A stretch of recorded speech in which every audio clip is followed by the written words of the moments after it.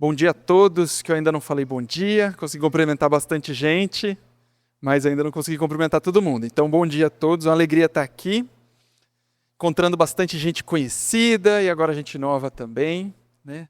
É muito bom ver o que Deus está fazendo aqui. E feliz pelo convite do Jota. O Jota é muito querido, assim, irmãozão do coração também. Ele esteve lá em Jundiaí, a gente estava de férias um pouquinho, abençoou a vida da nossa igreja. E sempre que eu ouço o Jota, eu fico com o coração ardendo. Ele, sim, a maneira como ele prega, a profundidade. Jota é um dos meus pregadores favoritos e, melhor de tudo, é meu amigo. Então, é bom demais poder andar com gente assim, né? E é bom estar aqui também vendo o que Deus está fazendo através da vida dele, na vida de vocês e vocês como comunidade crescendo em direção a se tornar uma igreja. Isso é muito, muito especial. E pelo que ele me contou, tem uma série de mensagens, né? Segredos de família, que vocês têm tratado então de como Deus usa histórias de vida e de família para redimir, transformar e mostrar o seu amor e a sua glória para a gente. E aí, assim, esses dias a gente estava conversando, eu com o Jota, a gente tem um grupo de pastores que a gente cuida uns dos outros, e surgiu o assunto da nova tradução que saiu do Senhor dos Anéis. Não sei quem aqui conhece o Senhor dos Anéis. Acho que é uma coisa comum de ser comentada, assim como exemplo, né? Saiu uma nova tradução, uma tradução muito boa, eu tenho lido, e aí eu estava batendo papo com o Jota sobre essa tradução, que estava muito legal. E a gente olha para algumas histórias, mesmo que não sejam naturalmente a história bíblica, e a gente se reconhece nelas. Tem um poeta que chama Malcolm Guite, e ele é especialista em Tolkien, que é o autor do Senhor dos Anéis, e também C.S. Lewis, que é o autor de Crônicas de Nárnia. E ele estava comentando de um pequeno trecho da história, quando os dois personagens principais, que é o Frodo e o Sam, eles estão passando assim no vale mais escuro, as dificuldades mais profundas. E aí eles estão juntos lá. E aí o Sam começa a lembrar o Frodo. Fala assim, lembra quando a gente era pequeno, que a gente ouvia história de tal herói? E a gente se inspirava? E eram histórias verdadeiras? Lembra quando a gente conversava sobre as histórias da aventura de tal pessoa, e a gente lembrava daquilo, e aquilo era uma história verdadeira? Frodo, será que a gente não está numa história? E aí o Malcolm Guite fala que quando o autor leva aquela narrativa nessa direção, ele está levando a gente que é leitor a olhar para a nossa vida e perguntar, será que a gente não está numa história? Porque a gente vê aqueles dois personagens lá, pequenininhos, no meio de uma imensidão de maldade e sofrimento, e está no meio do livro, então a gente tem mais um tantão de livro, a gente fala assim, não, vai dar certo. A história deles vai dar certo. Eles estão sofrendo, mas no fim vai dar certo. E se a gente olhar também para a gente, diante de Deus, a história da nossa vida, a história da nossa família, diante de Deus, ainda não acabou. E a gente tem firmeza e certeza de que Deus sabe o que Ele está fazendo. Deus sabe conduzir as nossas vidas. E Ele é aquele que no fim faz dar certo. Mas o meio do caminho, muitas vezes, tem dificuldades, tem terras sombrias, tem momentos que a gente duvida e a gente não sabe. E eu queria, então, que a gente desse uma olhada em um texto que está lá em Gênesis 22. A gente vai continuar falando sobre Abraão. O Jota contou um pouco da história dele, a gente vai continuar. A gente vai ler até o versículo 19. De 1 a 19. Algum tempo depois, Deus pôs Abraão à prova.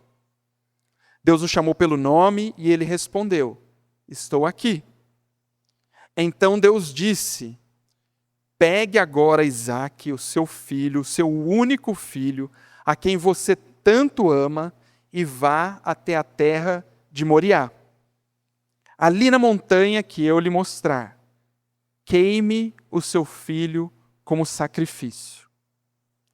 No dia seguinte, Abraão se levantou de madrugada, arriou o seu jumento, cortou lenha para o sacrifício e saiu para o lugar que Deus havia indicado. Isaque e 2 empregados foram junto com ele. No terceiro dia, Abraão viu o lugar de longe. Então disse aos empregados: fiquem aqui com o jumento.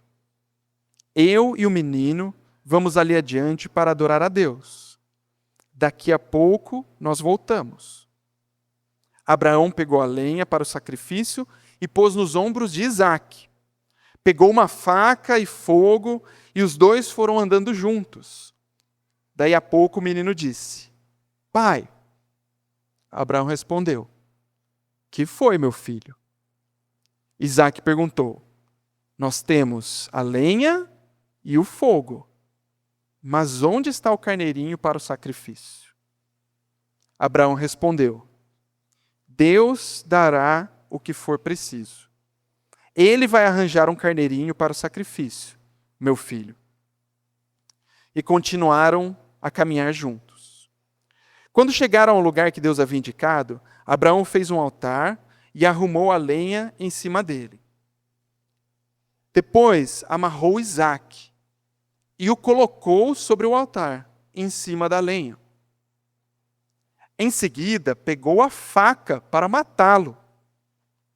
Mas nesse instante, lá do céu, o anjo do Senhor o chamou, dizendo: Abraão, Abraão! Estou aqui, respondeu ele. O anjo disse: não machuque o menino e não lhe faça nenhum mal. Agora sei que você teme a Deus, pois não me negou seu filho, seu único filho. Abraão olhou em volta e viu um carneiro preso pelos chifres, no meio da moita. Abraão foi, pegou o carneiro e o ofereceu como sacrifício em lugar do seu filho. Abraão pôs naquele lugar o nome de: o Senhor dará o que for preciso. E é por isso que até hoje o povo diz: na sua montanha o Senhor Deus dá o que é preciso. Mais uma vez o anjo do Senhor lá do céu chamou Abraão e disse: porque você fez isso e não me negou o seu filho, o seu único filho, eu juro pelo meu próprio nome, diz o Senhor, diz Deus o Senhor, que abençoarei você ricamente. Farei com que os seus descendentes sejam tão numerosos como as estrelas do céu, ou os grãos de areia da praia do mar. E eles vencerão os inimigos. Por meio dos seus descendentes, eu abençoarei todas as nações do mundo, pois você fez o que eu mandei. Abraão voltou para o lugar onde estavam os seus empregados, e foram todos juntos para Berseba, onde Abraão ficou morando. Vamos orar mais uma vez?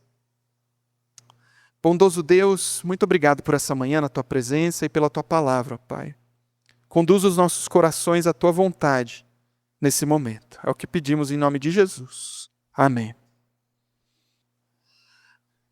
Uma história difícil de ouvir, né?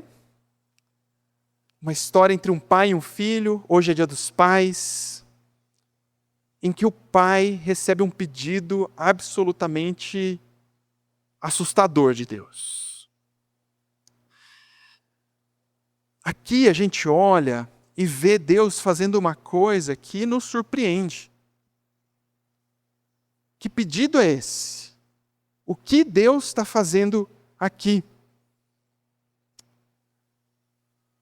Eu quero falar de 4 coisas na trajetória, 4 marcos nessa jornada da história de Abraão. E a primeira delas é que Deus tinha feito uma promessa para Abraão. A gente já viu isso antes, né? Deus chama Abraão, já velhinho, ele deixa a sua terra com a promessa de que ele ia ter um filho e que a partir desse filho, Deus ia construir uma grande nação.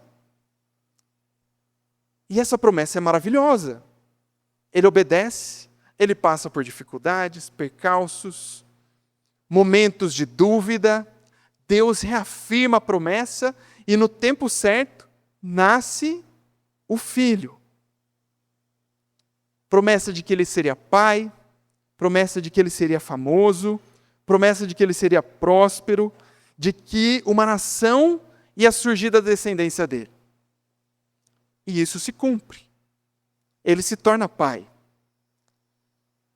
Pelo que a gente vê entre esse texto e o anterior, parece que passa um bom tempo que ele fica morando ali. Isaac crescendo. A vida está boa. O filho está ali. Ele está próspero. Ele está famoso. Parece que Deus cumpriu tudo o que ele tinha prometido. Estava tudo bem organizadinho. A promessa de Deus se cumpriu. Mas aí vem o pedido. O pedido de Deus. Que é um pedido assustador. E é interessante ver como é construído o texto, porque dá uma ênfase de Deus pedindo assim: me dê o filho que você tanto ama. Me dê o filho que você tanto ama. Naquela época, sacrifício de criança era uma realidade. Nos rituais, no culto a outras divindades, na Bíblia, em alguns momentos, a gente vê isso relatado. Havia um deus chamado Moloque, ao qual as pessoas sacrificavam as crianças. No tempo de confissão aqui, né? Parece assim, o que Deus está pedindo? Pedindo que eu sacrifique meu próprio filho? Era uma referência a esse tipo de prática daquela época. Se olhar com bastante cuidado, é uma coisa que não é falada hoje, em alguns contextos ainda existe esse tipo de prática. E qual que era o objetivo disso? Era apaziguar a ira de um Deus que, de alguma forma, estava irado com os seres humanos, com aquela pessoa. Deus que havia se apresentado a Abraão, que tinha visitado ele, que tinha feito uma promessa maravilhosa, que tinha abençoado a vida dele, que tinha enchido a vida dele de coisas maravilhosas, agora vinha e aparentemente apresentava uma outra face. Uma face de alguém que demanda algo, que pede algo que é muito difícil de entregar, que pede algo que era o centro da vida de Abraão. Até o chamado de Deus, Abraão tinha uma vida.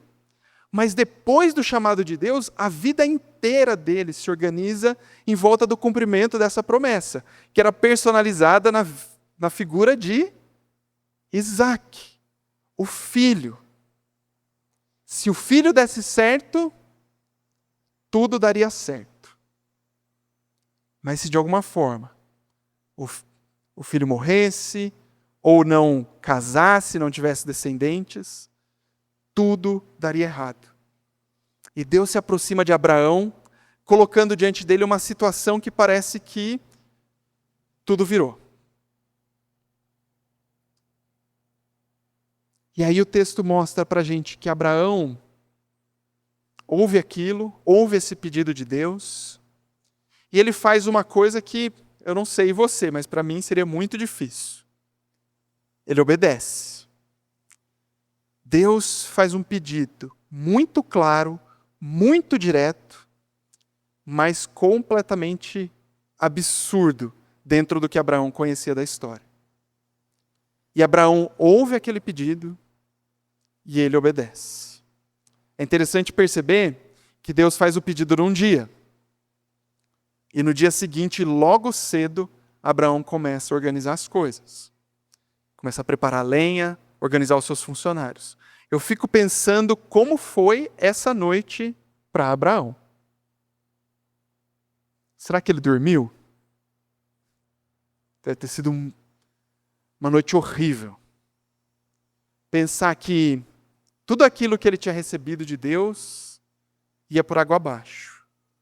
Que toda aquela promessa agora estava arriscada. Que a família dele estava na beira de um colapso, que parecia o fim de todas as coisas. Mas eu fico pensando também que ele deve ter chegado a uma conclusão de falar assim: se Deus já fez tudo isso, ele vai dar um jeito. Se Deus já fez tudo o que ele fez até aqui, ele vai dar um jeito. E aí ele começa a organizar as coisas, chama os 2 funcionários, eles passam então ali a viajar juntos, em direção à montanha. Abraão deve ter ido bem calado, bem quietão, porque ele ia falar o quê naquela situação? E aí quando eles estão chegando mais perto, ele vira para os funcionários e fala, vocês ficam aqui, eu e Isaac vamos subir a montanha para adorar a Deus. Interessante que geograficamente essa montanha provavelmente é próxima de onde fica Jerusalém. De novo, a gente que sabe o fim da história, a gente fala assim, vai dar certo no final. E a gente pode saber que teve uma outra pessoa que foi sacrificada lá perto de Jerusalém. Mas eles começam então a subir a montanha. Abraão, velhinho, e Isaac. Já não mais uma criancinha, mas um rapaz forte, grande, a ponto de carregar a lenha. Coloca tudo aquilo no braço e obedientemente ele sobe a montanha. Chega lá em cima. Abraão começa a preparar tudo. Isaac pergunta, pai, tem a lenha, tem a faca, tem tudo para o sacrifício. Só não tem o carneirinho. E Abraão revela a conclusão que ele tinha na mente. Deus vai resolver. Deus vai prover. E eu fico pensando aqui na obediência de Isaac. Abraão já era um velhinho. Isaac, um rapaz forte. Mas Abraão começa a preparar tudo para sacrificar ele. Prepara a lenha, amarra o rapaz, coloca em cima da lenha e pega a faca. Ele foi obediente, quietinho, até aquela situação. Você imagina o coração desse pai? Você imagina a dor no coração desse pai? Mas no momento certo, Deus intervém. No Novo Testamento, lá em Hebreus 11, 17 a 19, diz assim, foi pela fé que Abraão, quando Deus o quis pôr à prova, ofereceu seu filho Isaac, em sacrifício. Deus tinha prometido muitos descendentes a Abraão, mas mesmo assim ele estava pronto para oferecer o seu único filho em sacrifício. Deus tinha dito para ele, por meio de Isaac é que você terá descendentes. Abraão reconhecia que Deus era capaz de ressuscitar Isaac. E por assim dizer, Abraão tornou a receber da morte o seu filho Isaac. É muito interessante a maneira como o autor do Novo Testamento olha para essa história e vê que quando Abraão estava ali prestes a oferecer o seu filho, ele tinha no coração dele uma esperança maior do que simplesmente que Deus segurasse a sua mão, que as coisas mudassem. É como se ele tivesse chegado à conclusão de que esse Deus que é poderoso de fazer tudo que ele fez na minha vida, tudo que ele fez na minha história, de fazer a minha mulher que era estéril conceber, já sendo velha, esse Deus vai ressuscitar o meu filho. Ali, Deus segura a mão de Abraão. Ele intervém, segura a mão dele e fala, não sacrifique o menino. E reafirma todas as promessas. Eles olham para o matinho e milagrosamente tem ali o carneirinho que faltava para o sacrifício, para a adoração a Deus. Deus proveu um substituto para Isaac. A expressão de amor aqui, de Abraão, ela está organizada da maneira como Deus quer organizar os amores no nosso coração. Muitas vezes, o nosso coração se apega às boas dádivas de Deus, ao invés de se apegar ao Deus que dá as coisas boas para a nossa vida. fama, prosperidade, sucesso na carreira, uma boa vida, uma boa família, pessoas que a gente ama. Tudo vem de Deus. É Deus que nos dá. Tem um outro personagem bíblico que passa por muito sofrimento, chamado Jó. E uma frase dele fica marcada. Foi Deus quem deu, foi Deus quem tirou. Mas é difícil para a gente conceber que Deus dá e tira coisas boas da nossa vida. É difícil para a gente conceber que Deus coloca pessoas na nossa vida para a gente amar e em algum momento elas vão embora. É difícil para a gente conceber que Deus cumpre na nossa vida uma promessa, mas que às vezes chega um momento da nossa vida que isso muda, que isso vai para uma outra direção, e a gente entra então num momento de dor, de sofrimento. E essa foi a trajetória de Abraão, de ver tudo aquilo que Deus tinha feito escorrer literalmente pela sua própria mão, em que ele, sem entender, precisaria entregar o seu filho. Mas Deus nos chama para um tipo de relação com Ele, para um tipo de amor com Ele, que é profundo, a ponto da gente entender que tudo aquilo que vai satisfazer e encher o nosso coração é o próprio Deus. Senão, é idolatria. Senão a gente trocou o Deus que provê as coisas boas no centro da nossa vida pelas coisas boas que Ele nos deu. E olha, gente, é muito duro falar isso num tempo em que a gente vê pais que não amam seus filhos, de ver mães que muitas vezes abandonam seus filhos. Mas é duro falar que num outro oposto tem gente que idolatra, tem gente que troca o amor por Deus em primeiro lugar, fazendo da criança o centro das suas vidas. E às vezes, inclusive, jogando sobre elas pesos que não deveriam ser jogados em cima das crianças. Deus aqui, Ele faz uma prova com Abraão. Onde está o seu coração? O seu coração está em mim ou o seu coração está na promessa e na bênção que eu te dei? E isso a gente vê em diversos momentos das Escrituras. Pessoas sendo provadas naquilo que o coração delas está apegado. O próprio Jó, de uma certa forma, aquela disputa que tem no começo do livro ali entre Deus e o diabo. A grande pergunta é possível um ser humano amar a Deus, mesmo perdendo tudo? E a conclusão do livro é que é possível. E o que Deus está requerendo aqui de Abraão é uma coisa muito profunda. Abraão, você me ama mais do que tudo que eu te dei. Abraão, você me ama mais do que tudo aquilo que eu proporcionei para você.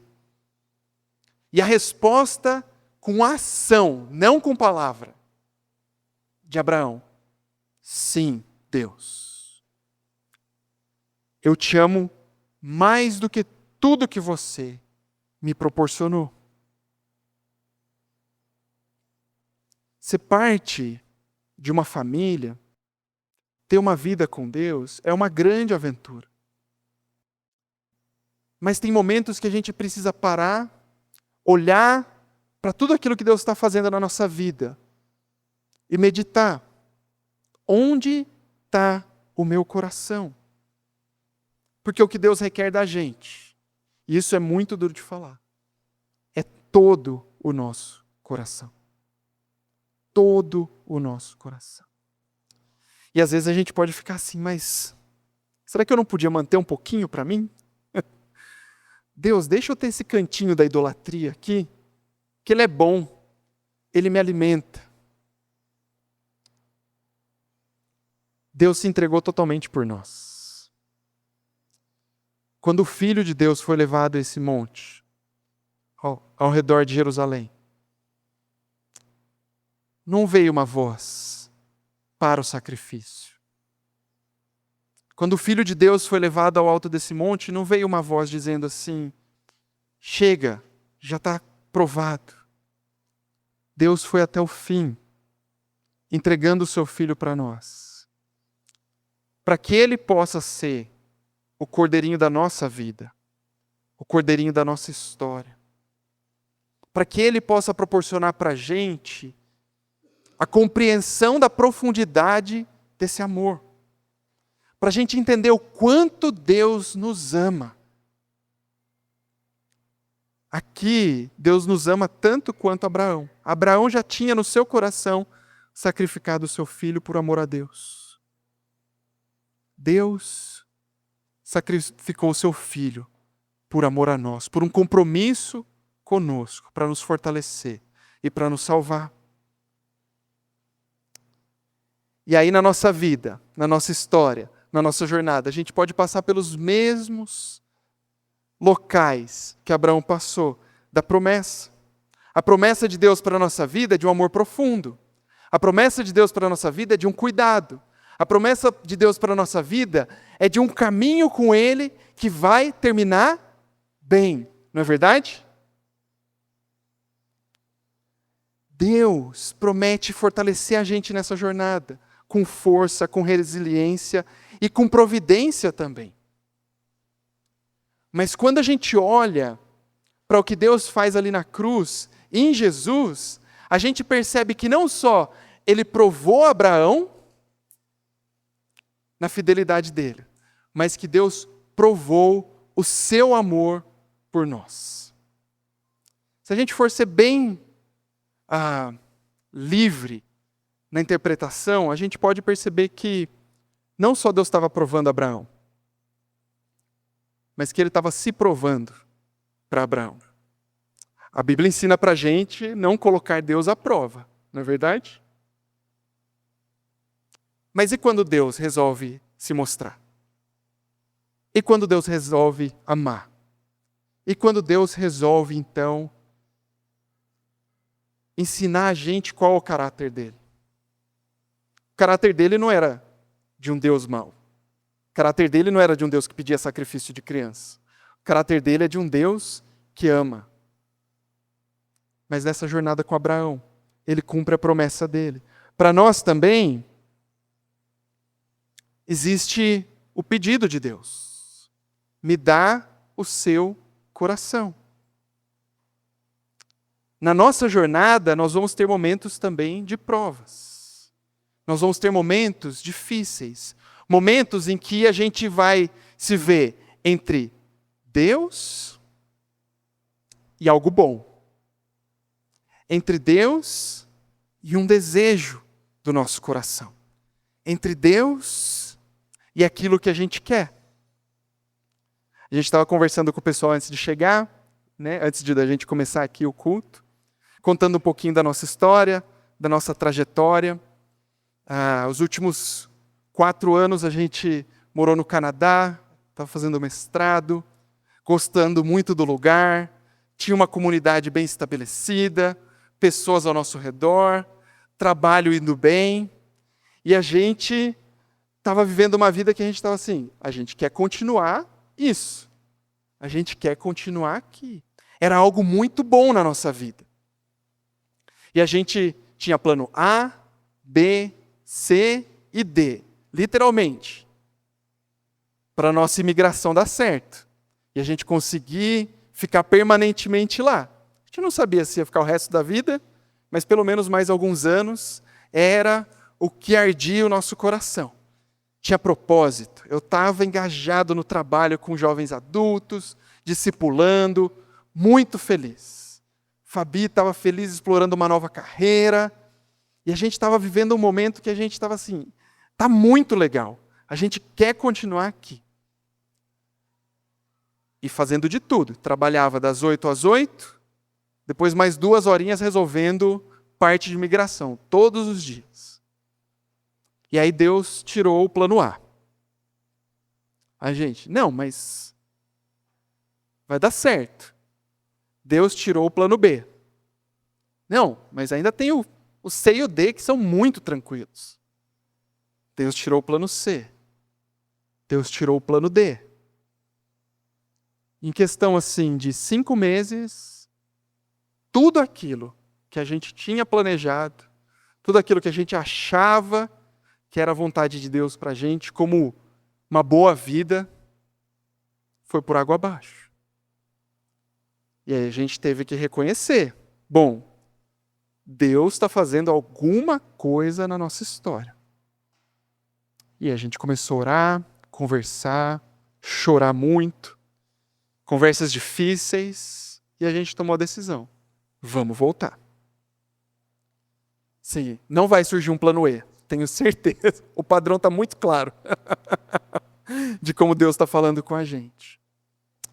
E agora, um ano depois que a gente voltou, a gente entende o porquê. A gente entende como tudo aquilo que Deus tinha falado aos nossos corações, que a gente almejava viver, Ele ia cumprir.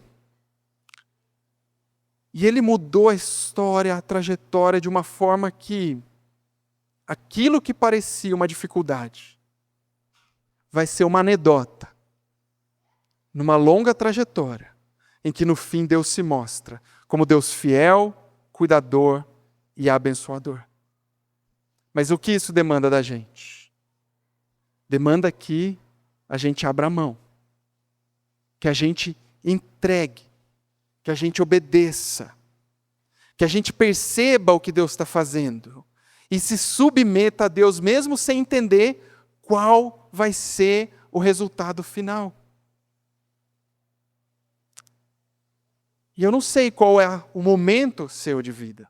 Se você está lá no Vale da Sombra da Morte, que nem aqueles 2 personagens do Senhor dos Anéis, ou se você está num momento que está tudo andando muito tranquilo.